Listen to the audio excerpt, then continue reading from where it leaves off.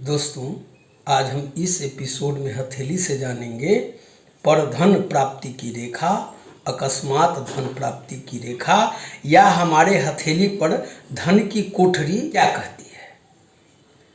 तो पहले परधन प्राप्ति की रेखा, इसके बारे में हम जानते हैं। देखिए, ये जीवन रेखा ऐसे चलती है और इसी से सटकर एक मंगल रेखा चलती है जिसको हम सहायक जीवन रेखा भी कहते हैं। यानी कि अगर ये आपका जीवन रेखा कहीं भी टूटी फूटी कटी है या कहीं भी टूट कर हट गई है, इसमें गैप आ गया है और ये मंगल रेखा है, तो वह उसको सबल बनाती है, स्वस्थ बनाती है, दीर्घायु बनाती है ऐसे व्यक्ति को। और ऐसे लोग भू संपत्तिवान भी होते हैं, भूमि, वाहन, मकान आदि का उनको सुख प्राप्त होता है। ठीक इसी तरह यहाँ पर एक रेखा ऐसे जीवन रेखा से कुछ हटकर, आपको हम यूँ बता रहे हैं, ये आपकी जीवन रेखा हो गई और इससे हटकर, इससे सटकर जो चलेगी वो मंगल रेखा, सहायक जीवन रेखा, और इससे हटकर जो चलेगी ऐसे जीवन रेखा से कुछ दूरी बनाकर, तो इसे हम परधन प्राप्ति की रेखा कहते हैं। जिस व्यक्ति के हाथ में ऐसी रेखाएं होती हैं उन्हें पूर्वजों की धन संपत्ति, उत्तराधिकार अथवा लॉटरी, इनाम आदि के रूप में यूं कहें कि अचानक धन का लाभ होता है। ऐसी रेखा वाले व्यक्ति जो होते हैं धनी होते हैं, यशस्वी होते हैं, स्वस्थ होते हैं, दीर्घजीवी होते हैं। परंतु इस रेखा का पुष्ट होना जरूरी है। ये रेखा पुष्ट हो तो फिर ठीक है। यदि यह निर्बल या इस पर जैसे कोई अशुभ चिन्ह आ गए तो उसी के अनुसार यह न्यूनाधिक प्रभाव देती है। दूसरी बात यह है कि हथेली में कहीं पर भी अगर इस तरह से कछुए का निशान हो, कहीं भी हो हथेली में, तो यह अकस्मात धन प्राप्ति का योग है। ऐसे लोगों के जीवन में कई बार अचानक धन का लाभ मिलता है। और इसी तरह यदि कलश का चिन्ह हो तो यह जो है निरंतर धन प्राप्ति का द्योतक है।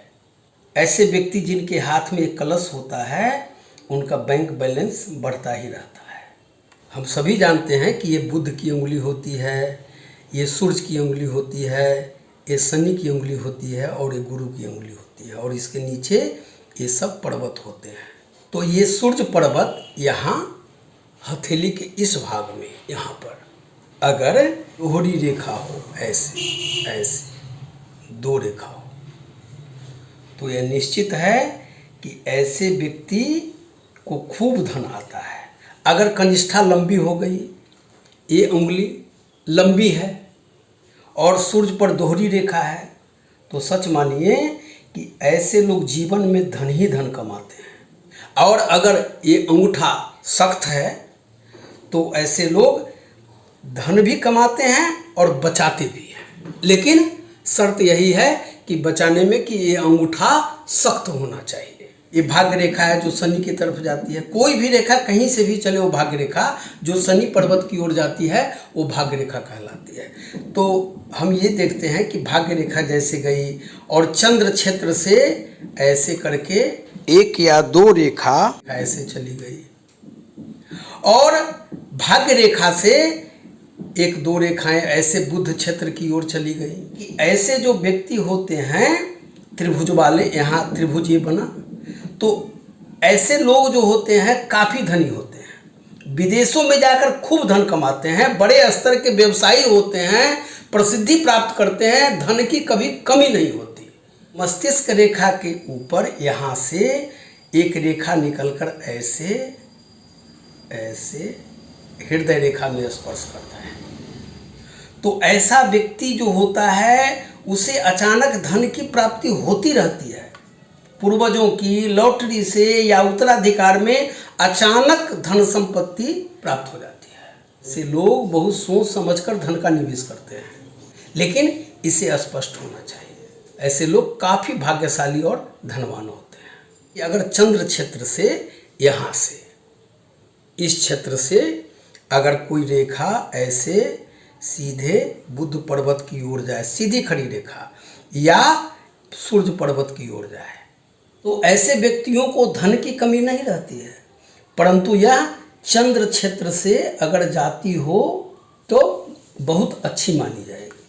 अगर हथेली पर चक्र जैसा निशान कहीं भी हो तो ऐसे व्यक्ति पैतृक संपत्ति प्राप्त करते हैं, अपार धन उन्हें रहता है और सुख सुविधाएं मिलती रहती हैं। अगर शुक्र पर्वत से कोई भाग्य रेखा शनि पर्वत के बीच तक यहाँ तक पहुँचे, ये शनि की मध्यमा उंगली है, यहाँ तक पहुँचे तो बहुत शुभ मानी जाती है। ऐसे लोगों को धन की कमी नहीं होती, या यूं कहें कि ऐसे लोग जिस काम में हाथ डालते हैं वह अवश्य पूरा करते हैं। ये आपका शुक्र क्षेत्र है, ये शुक्र क्षेत्र है। यहाँ से कोई रेखा ऐसे ऐसे चली जाए, बहुत शुभ मानी गई है। अगर आपकी हथेली में ये सूर्य पर्वत पुष्ट हो, उभरा हुआ हो, और ये शुक्र पर्वत भी उभरा हुआ हो, तो ऐसे व्यक्ति जीवन में एक बार ही सही लेकिन अमीर अवश्य बनते हैं। अगर एक बार धन प्राप्ति उनको हो गई तो वह धन उनसे हटता नहीं है, कमता नहीं है, और ऐसे लोग अच्छे कार्यों में निवेश करते हैं और खूब अच्छे धन कमाते हैं।